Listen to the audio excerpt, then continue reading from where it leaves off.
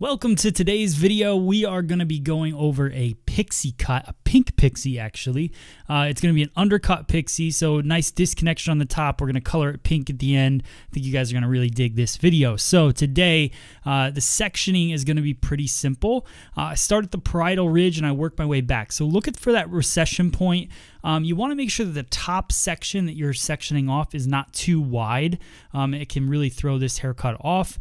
Also, you're trying to make some texture live on top of the head. If you go too far down on the parietal ridge, then hair will start hanging over in the final look. So a nice rectangular shape goes right down to the middle of the crown area, and we section off that top. Now I'm using the Paul Mitchell Pro Tools Express Ion Dry. It's the Turbo Light dryer. So it's a brand new dryer from Paul Mitchell. I'm going to use this to blow dry the bottom portion of the head. So after you shampoo, I always like when I go in with my clippers not to go in with the wet hair.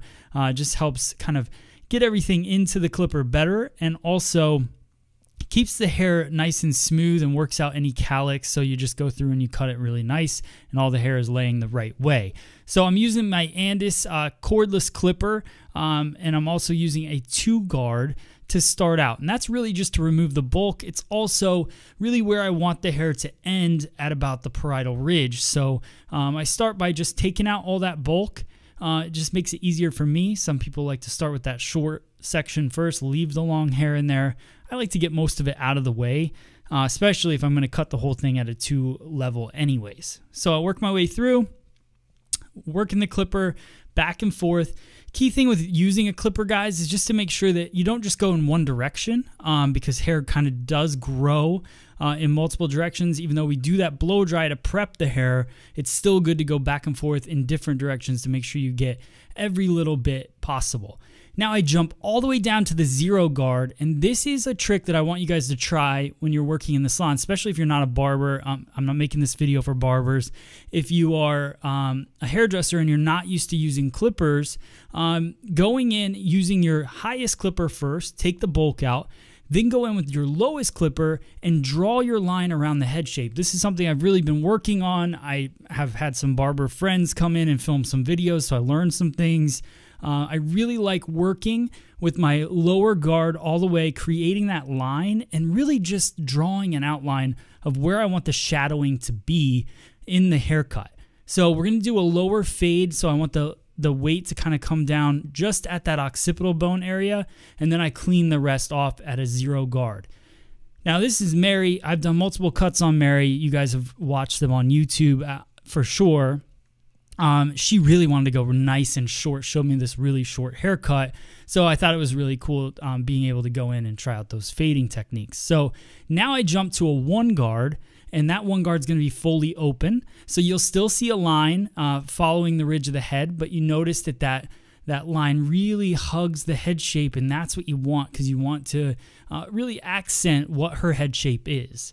So I work my way through there, 1-guard fully open. You'll still see that line because we're going from a 0-guard to a 1-guard open. So there is going to be a little bit of shadowing in there.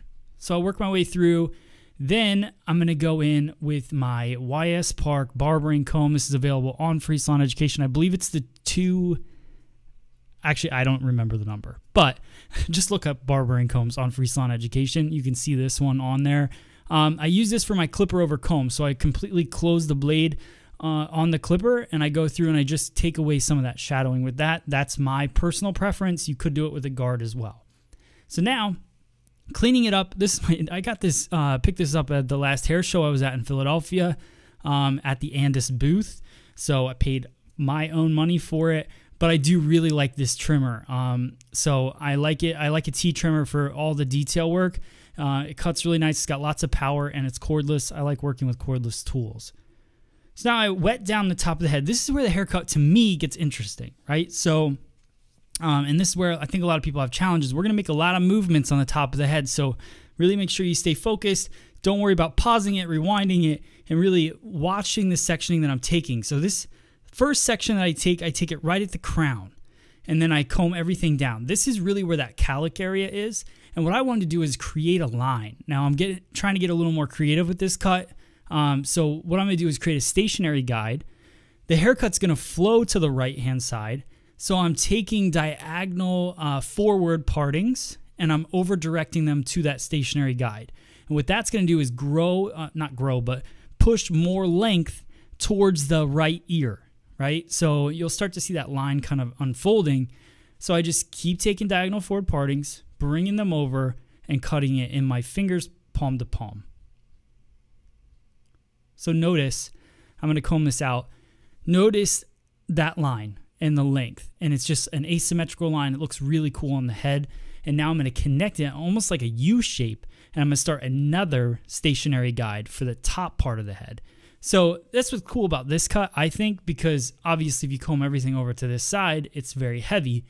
But what I'm doing is I'm removing a ton of weight from the very back portion of the head, and I'm pushing all the weight to the front. So what that's going to do is give me more hair to play with in the dry cut portion, and also remove that bulk from the back of the head. Also, I should mention the scissor that I'm using is my new scissor that just came out. It's available on freesaloneducation.com. So if you're looking for a new scissor, it was manufactured in Japan by hand by Mizutani. I'm really proud of this scissor. I was involved in the entire design of the scissor. So it's every spec that I love, how it fits in my hand and everything. So I know you guys will like it as well. A lot of thought went into this scissor. All right, and just finishing up, everything still keeps coming over to that stationary guide, and now you can see that weight buildup. That's not an attractive look, but that's not how she's going to wear it. She's going to wear it off to the complete other side, so that's where that weight will go away.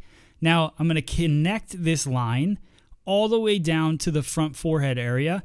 So I just comb everything over, and I keep bringing it over to me until I run out of hair so that there's no hair that will reach to this side. Now, doing this, if you think about it, I'm cutting it horizontally. So I'm really focused on that shape and how the angle is going to go from a horizontal line aspect. But when you look at this shape, if I would take the same exact thing vertically, it would be a very collapsed shape when it goes to fall to the other side, if that makes sense. So we're really collapsing the left-hand side of the head and pushing all that weight to the right-hand side of the head.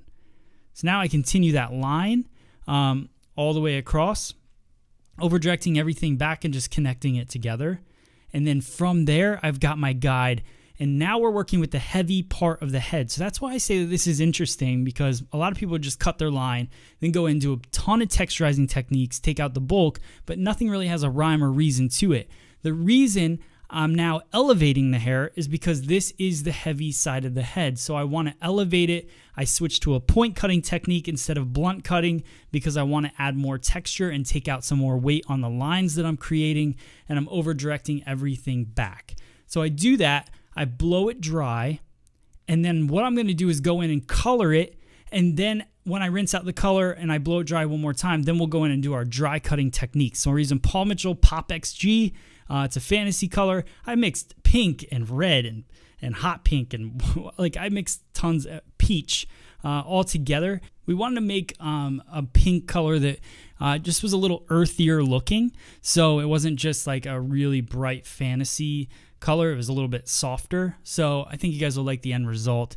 So I just paint that on. That's fully scalp to ends, just painting it over the fact that she's already got blonde hair. So you want to make sure if you're going to do color like this, especially lighter pastel-y kind of colors on your guests, make sure that they're nice and light. They got to be at least a level 9 to really get the right effect. So Mary, we've been bleaching her hair for quite a while. She wanted to try something new, so the pink was kind of a nice fit. It also will fade out, so then it will fade out and also tone her hair, so you'll see. But check out that the kind of smokiness to it.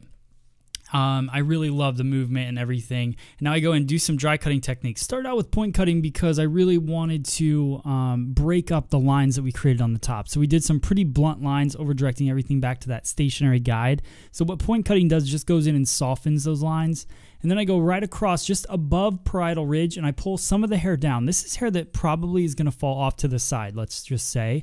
So what I want to do is just soften that. So I comb it down and I work my scissor a half close and I just kind of take some teeth out of it or gaps. I just create air in that shape. And then I go in with Paul Mitchell Invisible Wear and I spray that in. It's a texture hairspray, so I create a ton of texture. It's got a slight, I'd say a medium hold, and then I go in with my iron. It's a Paul Mitchell Pro Tools smoothing iron. I go in and I just flip out some of those textured pieces to really show off the shape. Notice that the shape really follows her jawline and expands into the back, which really gives her a nice flattering shape to her head shape. So hope you guys liked the video. Remember, check out my scissor on freesaloneducation.com.